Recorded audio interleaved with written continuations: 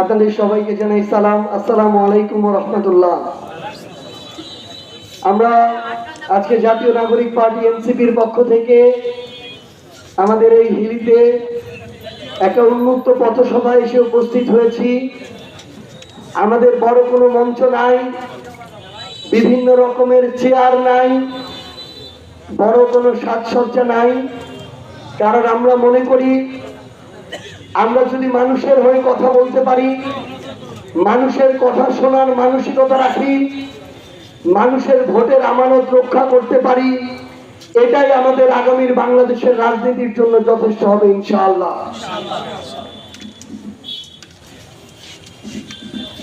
আমরা 24-এর অভ্যুত্থানের পরে নতুন বাংলাদেশটাকে এমন একটা জায়গায় প্রত্যাশা করেছিলাম, যেই জায়গায় বাংলাদেশের যে মিডিয়া, সেই মিডিয়া কোনো ব্যক্তি, গোষ্ঠী, প্রতিষ্ঠান কিংবা দলের পক্ষে হয়ে কাজ করবে না, বরং বাংলাদেশের মিডিয়া বাংলাদেশের মানুষের, জনগণের এবং রাষ্ট্রের পক্ষে হয়ে কাজ করবে। আমরা এমন থানা চেয়েছিলাম, এমন পুলিশ প্রশাসন চেয়েছিলাম, যেই থানা, পুলিশ প্রশাসন কোনো দলের নয়, কোনো ব্যক্তির নয়, কোনো গোষ্ঠীর নয়, বাংলাদেশের মানুষের হয়ে কাজ করবে, রাষ্ট্রের হয়ে কাজ করবে। কারণ আওয়ামী লীগ ছিল, আওয়ামী লীগ পালিয়ে গিয়েছে, বিএনপি আজকে আছে, কালকে নাও থাকতে পারে, এনসিপি জামায়াত আজকে আছে, কালকে অন্য দল আসতে পারে, কিন্তু এই বাংলাদেশের জনগণ, আমার এই সার্বভৌম রাষ্ট্র সব সময় থাকবে। এই জন্য প্রশাসনকে, পুলিশকে রাষ্ট্রের হতে হবে, জনগণের হতে হবে।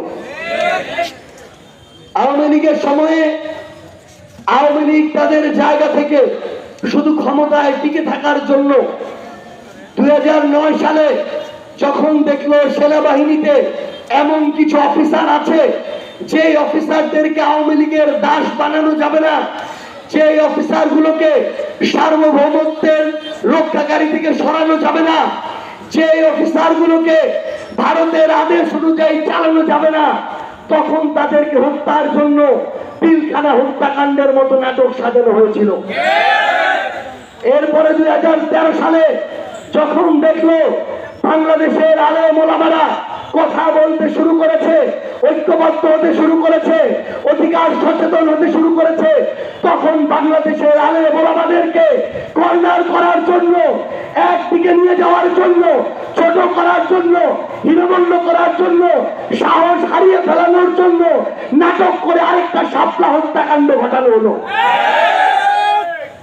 13 থেকে 24 এই 11 বছর যদি দাড়ি টুপি দেখেছে, পাঞ্জাবি জুব্বা দেখেছে, তাদেরকে নাটকের স্ক্রিপ্ট করা হলো, এরা সম্ভবত জঙ্গি কিংবা জঙ্গির আশ্রয়দাতা, প্রশ্রয়দাতা।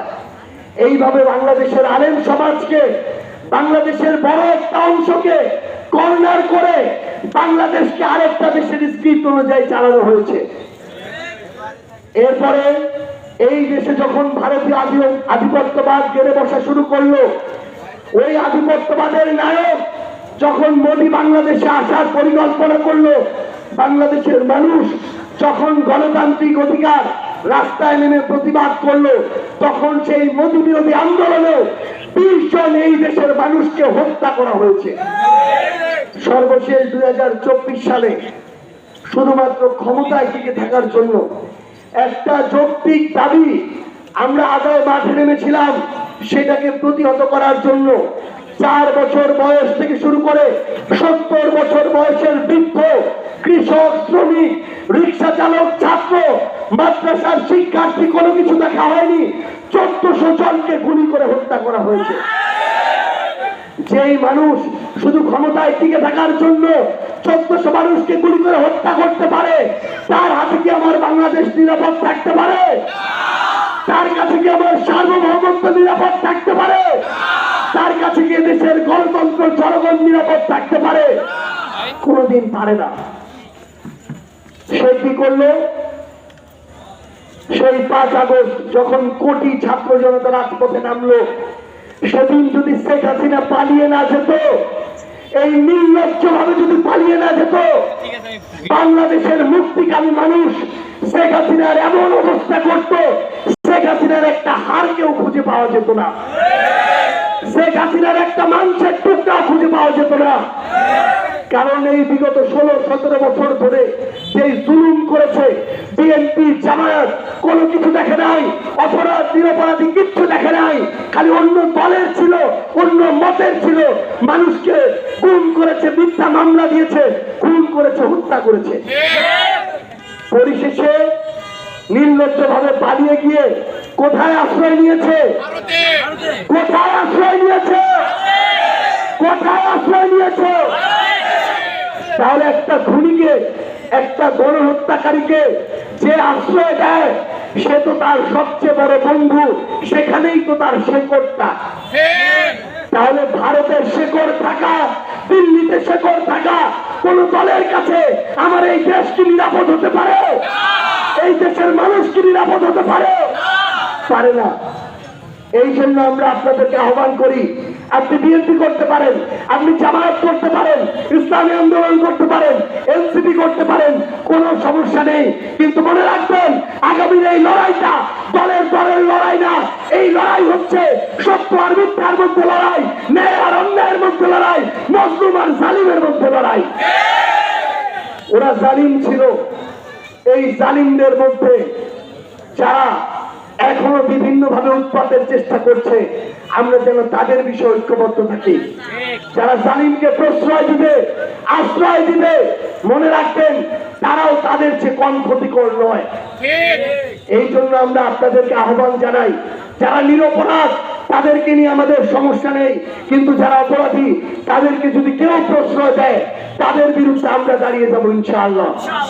আমরা শুধু আপনাদেরকে একটা বিষয় বলে যাই, পাশে আমাদের সীমান্ত, ভারত আমাদের প্রতিবেশী রাষ্ট্র, এই পর্যন্ত ঠিক আছে, কিন্তু ভারত যদি কথা এবং কাজের মধ্য দিয়ে এটা প্রমাণ করে বারবার যে তারা আমাদের প্রতিবেশী হতে পারে, কিন্তু তারা দাদাগিরি করতে চায়, আধিপত্যবাদ বহাল করতে চায়, তাহলে আমরা ভারতকে বলতে চাই, এই ধরনের প্রতিবেশী রাষ্ট্রকে আমরা প্রতিবেশী রাষ্ট্র মনে করি না।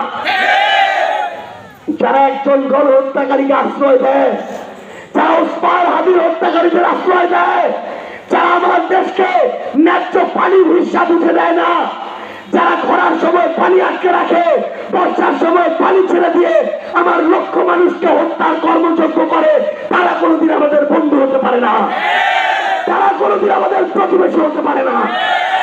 এই জন্য ভারতকে তাদের কাজের মধ্য দিয়ে এটা প্রমাণ করতে হবে যে তারা আমাদের প্রতিবেশী। অন্যথায় আগামীর বাংলাদেশে একটা পুশিল হলেও, একটা সীমান্ত হত্যা হলে আমাদের ঐক্যবদ্ধ ভাবে আমাদের বিজেপির ভাইদের সাথে কাঁধে কাঁধ মিলিয়ে আমাদের সীমান্ত রক্ষা করতে হবে। আমরা আমাদের সীমান্ত রক্ষা করতে পারবো না, আমরা আমাদের সীমান্ত রক্ষা করতে পারবো না, আমাদের রক্ষা করতে হবে। এবং আপনাদেরকে শুধু একটা অনুরোধ জানাই, আমার সামনে আমি একটা ব্যানার দেখতে পাচ্ছি যেখানে বেগম খালেদা জিয়ার ছবি দেওয়া আছে। তার মৃত্যুতে আমরাও শোকাহত, কারণ তিনি তার জায়গা থেকে আপোষ করেন নাই। জেলে বছরের পর বছর নিরপরাধী হয়েও কাটিয়েছেন, কিন্তু ওই খুনিদের সাথে আপোষ করেন নাই। যার শ্রদ্ধা তিনি যখন জানাজার জন্য যখন তাকে নেওয়া হয়েছে মানিক মিয়া এভিনিউতে, বাংলাদেশের মানুষ দেখিয়েছে, দল মত ধর্ম বর্ণ নির্বিশেষে লক্ষ লক্ষ মানুষ একত্রিত হয়েছে।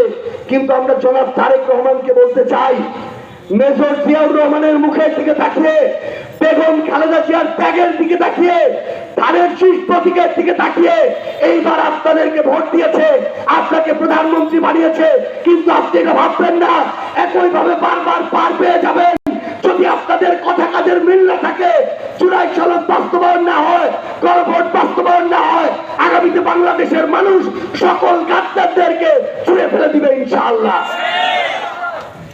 রাজনৈতিক বিষয়, কমিটমেন্টের বিষয়, কমিটমেন্টের মধ্য দিয়ে রাজনৈতিক ওয়াদা রক্ষা করতে হবে। আমরা বিশ্বাস করি বিএনপি আগামীতে সেটা করবে, যদি না করে তাদেরকে এর চেয়েও খারাপ পরিণতি ভোগ করতে হবে। আপনারা সবাই আমাদের জন্য দোয়া করবেন। আমরা আমাদের জান প্রাণ দিয়ে আমরা চেষ্টা করে যাব আপনাদের আমানত রক্ষা করার, আপনাদের ভোট রক্ষা করার, আস্থা রক্ষা করার।